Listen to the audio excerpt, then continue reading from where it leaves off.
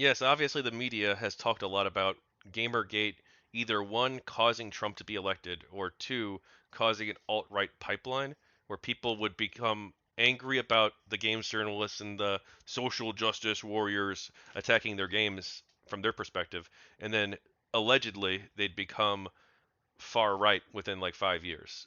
Do you how much truth do you think there is in either of those claims, the Trump claim or the pipeline claim? I mean, I think there's again a grain of truth. There was a time I know where Breitbart got involved, and then Steve Bannon had some plan to recruit people and so forth. But if you go back and look at the 2016 election and how Trump got elected and why it was, really voters in, I don't think it was gamers in Wisconsin and Michigan that were, put Trump in office. It was had so much to do with what was happening with a lot of working class people in those states and how and many of them who had voted for Obama in the previous election. The Trump base was based largely of working class people that had voted for Obama in the previous election. And anyway, I just don't see that the gaming community and the events in Gamergate were a part of that phenomenon.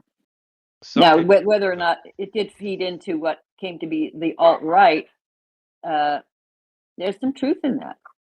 And it's regrettable. I'm going to have to leave at 1:15. I should have told you that. Okay. Oh, so 5 minutes from now? Yeah. Oh, well, 1:20 at the latest. Okay. Do you want to do like a lightning round? Yes.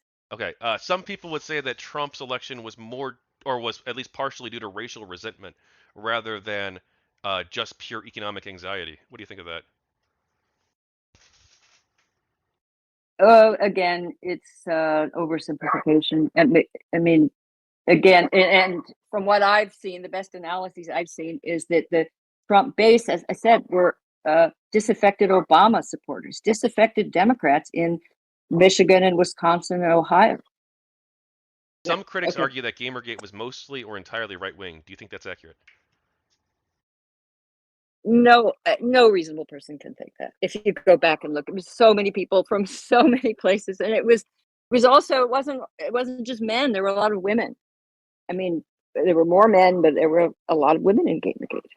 I knew them. I met them.